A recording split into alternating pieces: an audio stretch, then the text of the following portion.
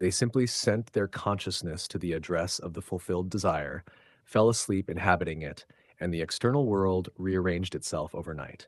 The buyer appeared because the consciousness had already claimed the destination. The external world struck the environment and reassembled it in the likeness of the assumption. By midnight, the reassembly was complete. Now, here is what I want you to understand about the quality of experience that tells you whether your consciousness has truly relocated or whether it is still standing on the doorstep looking in. When you are genuinely inhabiting an imaginal space, your three-dimensional reasoning mind will feel slightly displaced. Not dramatically, not in a way that alarms, but in the way you feel when you are so absorbed in a real room, a real conversation, a real task that you momentarily forget where your physical body is sitting. That quiet displacement is the confirmation. That is the feeling of bilocation. Your consciousness has gone to prepare a place and left only a trace of awareness in the physical room behind it. If you are still fully aware of the room you are physically sitting in, your television in the corner, the chair beneath you, the sounds of your street, then your consciousness has not yet relocated. It is still here looking at a picture of elsewhere. And pictures do not move reality. Only genuine occupation moves reality. This is why so many people practice imagining for months with inconsistent results. They are constructing vivid pictures and then admiring them from the outside.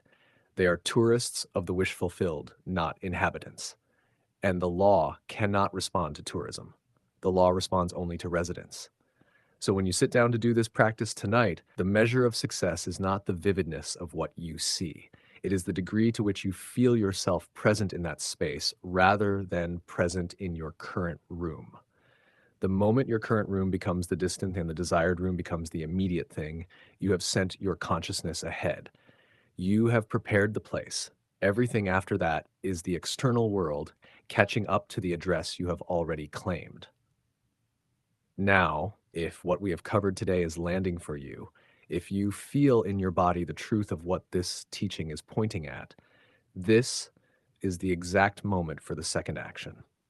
Comment the word reset below right now. The Manifest Reset Guide we have prepared contains 5 practices that build directly on what you have just learned. One of those practices specifically addresses the moment when you feel yourself on the edge of genuine occupation, and then the three-dimensional mind reasserts itself and pulls you back to the current room. It gives you a simple method for deepening the occupation until the bilocation takes hold. Comment reset. Receive the guide. It belongs in your hands tonight, alongside this practice. Now, let me tell you what you're actually doing when you sit quietly and send your consciousness ahead, because the surface description is occupation of a room, but the deeper reality is something more fundamental. Every state of consciousness is a location. Wealth is a location. Love is a location. The specific house, the specific relationship, the specific work, the specific body, they are all addresses in a dimensionally larger world where they already exist as completed facts. They are not being created by your imagining. They are being accessed. Creation is finished. Every conceivable human drama already exists as a possibility in that larger world. And those states are mere possibilities while you are not in them, but overpoweringly real when you are in them. Your consciousness is a traveler, and it can relocate to any address in this larger world by the simple act of genuine occupation. This is what the 4 words mean. You are already there. Not as a hope, not as a promise about the future, but as a statement of fact about where your consciousness is capable of being right now, in this moment, in this chair. What Neville came to understand, and what I want you to understand with equal clarity, is that you are always sending your consciousness somewhere. Always. Right now, as you watch this, your consciousness is dwelling in some address. That address is producing your current circumstances with complete precision. The home you live in, the relationships you have, the work you do, the money in your account. Every single element of your current external life is the physical world confirming the address your consciousness has been inhabiting, deliberately or not. You did not choose those circumstances consciously in most cases, but your consciousness chose them by residing in states that corresponded to them.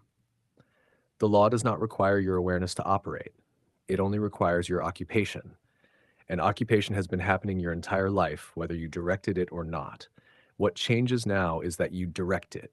You choose the address deliberately. You send your consciousness ahead with the full weight of genuine desire behind the occupation. And you trust, not as a hope, but as a mechanical certainty, that the external world will strike and reassemble and deliver you to the place where your consciousness has already arrived. So tonight, you will do this. You will choose one room, one ordinary room in the life of the version of you who already has what you desire. You will sit quietly for as long as feels natural. You will not picture it from the outside. You will inhabit it from within. You will feel the surface you are sitting on in that room. You will hear its ambient sounds. You will breathe its air. You will let your current room grow distant and that room grow close and immediate.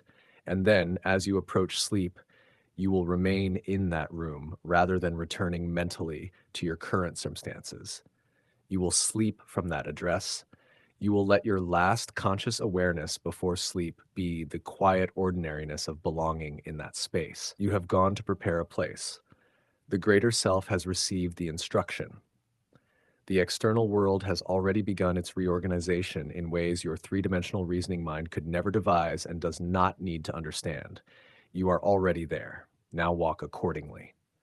There is one more thing you need before this series of teachings on inhabiting is complete, because there will come a moment, perhaps tomorrow, perhaps later this week, when something in the external world will confront you loudly, a circumstance that seems to directly contradict the address you have claimed, a piece of news, a conversation, a number in a bank account, something that demands your full emotional attention and threatens to pull you back from the place your consciousness has already gone to prepare.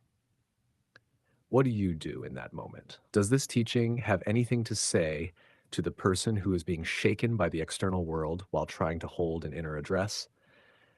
That is the question our next video answers. It is called Why Nothing Should Ever Bother You, and it contains the teaching that makes everything we have discussed in this Inhabiting series not just possible, but permanent. Watch it now. It is the ground beneath all of this. Click the video appearing on your screen and continue your training.